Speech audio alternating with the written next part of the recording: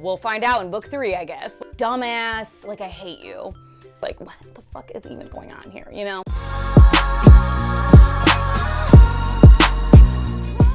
Well, hello. Welcome back to my channel. Just Shannon here to talk about some friggin' books that I've read recently. And there's actually only 3 that I'm gonna talk about right now because 2 of them are for a vlog that will be coming out who knows when. So I'll just like withhold. I mean, I think I've mentioned like that I've read them and stuff in other videos probably, but I'm not gonna talk about them until I get the vlog done. It's like my Storygraph recommendations, like reading books that Storygraph recommended to me. So that's all it is, but I'm just not done yet. So the first one I will talk about is Blood Solace by Vela Roth. This is book 2 of the Blood Grace series. Blood Mercy was book 1. And I like really loved book 1. I gave it 4.5 stars, if I remember correctly. And this one I still really did enjoy, and I'm still enjoying the overall story, the direction things are going, like where I see things headed, and like the characters and their interactions, the world and everything. Like, I'm intrigued by all of it.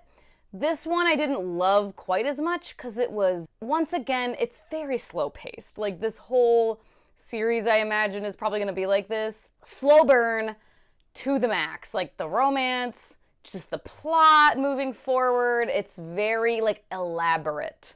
And I just felt that way more in this one. And this one didn't really have any conclusion to the events that got started in the book. Like, this book is very much like middle book feeling, where events started in book 1, and then like at the start of book 2, it's like things are transpiring and we have this goal of this event happening, or like this thing to happen. We get that thing to happen, but now like, ooh, what's gonna happen with this scenario now? We don't know. It's very tense. And then we'll find out in book 3, I guess. Like, we don't get any conclusion for all of this like political tension, interpersonal tension that's been like building throughout the events of this book 2. There's just no conclusion. And it's like not even really like a cliffhanger, because it doesn't end on a like, what? Oh my God. It just kind of like ends. And you're like, oh, I guess we're done here. I still really, really enjoy these 2 main characters especially, and a lot of the side characters and their dynamics with each other. And again, the like take on vampire mythology is still really cool. I really enjoy it. And the romance, it's the very slow, soft, tender, yet passionate as all fuck sometimes kind of romance, and I really, really enjoy it. So definitely continuing on with the series, and I still really enjoyed this book. I just didn't enjoy it as much as the first book. I ended up giving this one 3.75 stars, which I would round up to 4 if I'm rating on like Amazon or something. And then the next one to talk about is book 2 of A Song of Ice and Fire, Clash of Kings by George R. R. Martin. I have read this one before as well on audio many moons ago. Reading through this series though, having been familiar with the TV show first, is a very weird experience, I guess, because I cannot say with any certainty how I would feel about these books had I never seen the TV show. I could definitely see myself with book 1 and book 2 here. If I wasn't familiar with these characters, I could see myself being probably overwhelmed because it's very political, which I do like, but that can get like too much for me sometimes if it's like, what the fuck is even going on here, you know?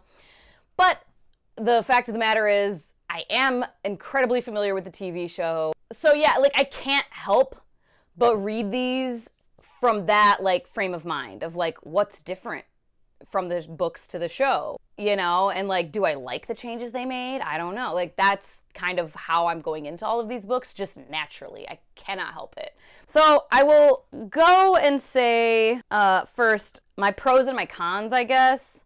And then like, just if anyone cares, I guess I'll go into like some of the notable differences that like drew my attention and just like, I don't know how I feel about it. And then like my favorite POVs and my least favorite POVs. So the pros for me, obviously lore. Like I love deep world lore, mythology, you know, and like especially in something like this with fantasy, like what is true or not. We don't know, you know? And it's just so fascinating to me. And also character development, I think it would be hard to deny that George R. R. Martin does character development really well. And from what I've read so far, character arcs really well. Like, you really get to know these characters that you're following. And obviously the politics, he does that very, very well. Also, Tyrion and Cersei constantly trying to undermine each other and like screw each other over. Fascinating. Seeing all the ways in which they're trying to be like smarter than the other one, just moving their little pieces around the board, and I really, really enjoy watching them do that. And other characters too, but like I think in this book particularly, those two are the primary ones that like drew my interest with that. And honestly for me, like his prose occasionally, like he's not like a purple prose writer necessarily, but like he has some lines every now and then that I was just like, damn, I really, really like that. I mean, yeah, here's an example of just like his descriptions and just the way he describes what a person looks like or whatever. His mouth would have given despair to even the drollest of fools. It was a mouth made for frowns and scowls and sharply worded commands. All thin, pale lips and clenched muscles. A mouth that had forgotten how to smile and had never known how to laugh. Like, I think that's really good prose, in my opinion, that I enjoy, personally. And then the cons, for me, mostly just like the plot stuff in this one. Season 2, which is what this book is what follows this book, is also not my favorite season, but there are elements to this book and to that season that I do really like. Again, Tyrion, everything going on with Tyrion at King's Landing, him being the hand of the king, great. Fucking love it. Amazing. But like, Theon, everything going on with Theon's stupid ass in this book, I can't. I fucking can't. I hate it. I hate him. And you're not supposed to like him. He's supposed to be a fucking dipshit. But like, there are times where I'm just like, dude, it's painful to read about you being this much of like a sniveling little fucking bitch ass, dumbass, like I hate you. And then Bran's point of view also, oh my god, I don't care. Not I don't care, but it was just, I don't know, one of the less like exciting and less interesting to me. And like the Battle of Blackwater Bay, I don't care about it that much. Like again, in the show too, which it is different in the show than it is in the book. But either version of it, like there's elements of it that are cool. Tyrion's like hurrah speech, really cool. I think the whole in Maegor's Holdfast, Cersei with all the ladies and like her conversation with Sansa, interesting. I like that. But aside from that, I'm just kind of like, okay, whatever. Like, get it over with. I don't really care all that much. And I also like my least favorite POVs from this. Theon, I think probably by far. But like Catelyn also. Davos, I like Davos himself, but his POV were following Stannis and the fucking Red Woman. And that does get more interesting to me as it goes on. But like, again, in this book, in season 2, less interesting to me. And then Bran, I don't like his POVs as much. And then honestly, Dany. And that's another thing too. Dany's whole shit over in Karth, one of my least favorite plot lines, I think. I just don't, it's there. Again, I don't hate it. I'm not saying I'm like, it's a stupid plot line. It's just, if I'm thinking about plot lines throughout the series, that's one of my least favorites. And my favorite POVs though, Arya, I do still really like Arya's stuff. And then Sansa, I actually really like. And in the book, I think I like what's going on with her even more because you get more of her inner thoughts, obviously, and you see very clearly that, like, it's more obvious, I think, in the book. Like, she just has more agency in the books. Like, she has more personal agency. In the book, she is aware, she is seeking out a plan to escape King's Landing. She is seeking out help. And, like, Arya escaped on her own, right? But I think Sansa knows, like, that's not her. Like, that's not me.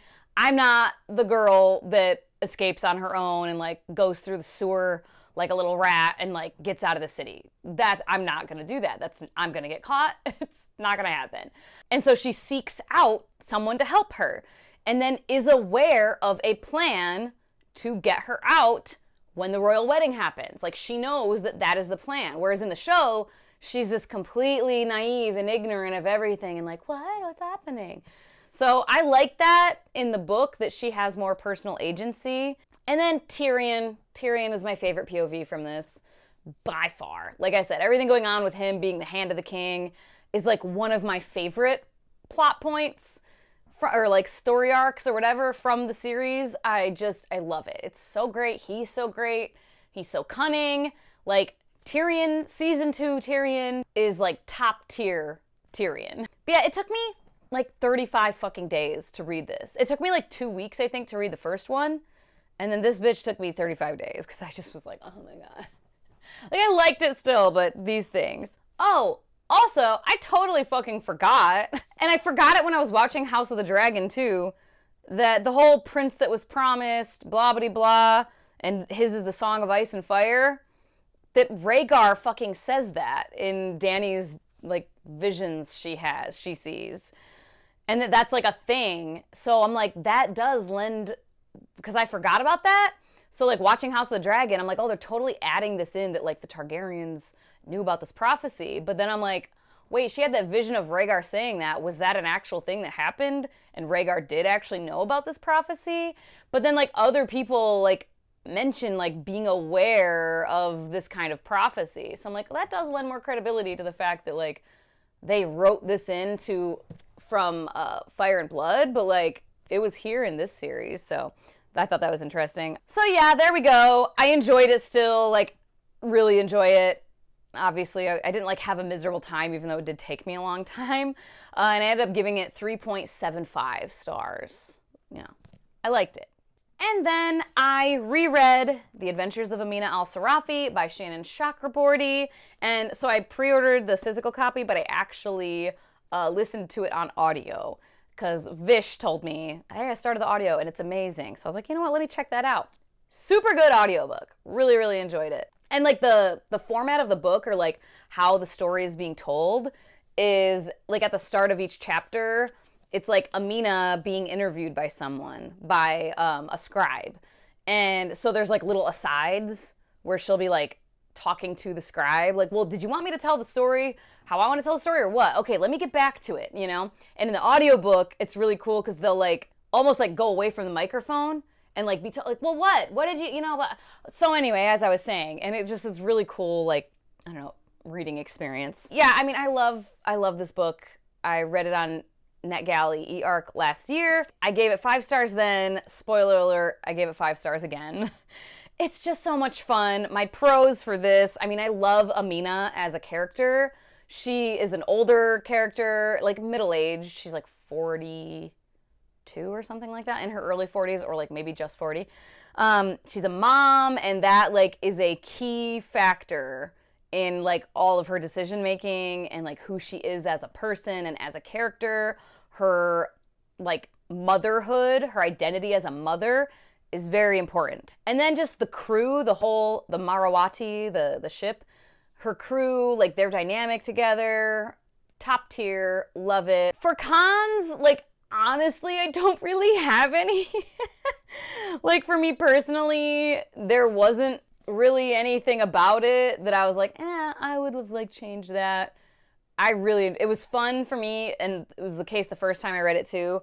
Like, from the opening chapter, I was engaged. I was in it. I was like, fuck yeah, I'm here for this. This is a fun time. It was just fun throughout the whole thing. I could see, though, if you're someone who really, really enjoys and needs, like, a slightly slower plot, like, more time to get places, and you just enjoy, like, a slightly slower paced plot, and maybe you enjoy more, like, political fantasy type stuff, and maybe more character introspection, like, just, like, that slower, more elaborate thing with plot and characters. I could see maybe you wouldn't love this, because it is pretty, like, quick, action-packed, fast-paced. Do I think it's a book for everyone and everyone's gonna love it? No, probably not, but, like, I personally love it and don't really have any cons. Content warnings for, like, religious persecution, gore, murder, torture, You know, fun stuff like that. Threat of sexual assault, it doesn't happen, but there is like a threat on page of like, I'm going to let this happen to you and whatever if you don't do what I say. Oh, there is temporarily, I said this before, there's a trans character. It's like someone like kind of exploring this and like coming to terms with like, hey, I think this is actually who I am. So it's more like, I think as the series goes on, we'll get more like of that character, but there is a trans character and they do have a discussion with another character about their family basically being dismissive of them. So like some transphobia, it's not like real aggressive, mean, hateful type of shit, and it's just like a conversation about like, well, my family says I should be quiet about this and that I'm just being silly and it's a phase. And like the other character is like, no, it's okay. This is who you are. This is how God made you, and that's fine. So it's like a very nice conversation. But like, again, if you're sensitive to like mention of that, of like family being like dismissive, then just be aware. But yeah, nothing else like real egregious. We have gay representation as well. One of the crew members is a gay man. And like the crew are of different religions. Like some of them are Christian, some are Muslim. And like Amina is Muslim, and that is also like, she talks about it a fair amount. Like it's a key part of her identity. So that is discussed as well. Yeah, I think that's it. I think that's all I can think of. Anyway, yeah, 5 stars. Love this. And that is it. Wow, only 3, but I think I talked for a fucking long time, so that's fine that it was only 3. And I haven't had a DNF. I did have one at the beginning of March, but it's now March 25th, so I've only had 1 DNF so far. Fucking love that for me. I also haven't like read a shit ton this month, but that's fine. Let me know what your thoughts are on any of these books. If you have also read them, or if you haven't, are you interested in reading any of them? Let me know. Like, comment, and subscribe and all that crap as well if you feel so inclined and have not already. Leave an emoji if you just want to say hey and make your presence known. As always, thank you so much for your time. Hope you all have a wonderful day, and I will talk to you later. Bye-bye.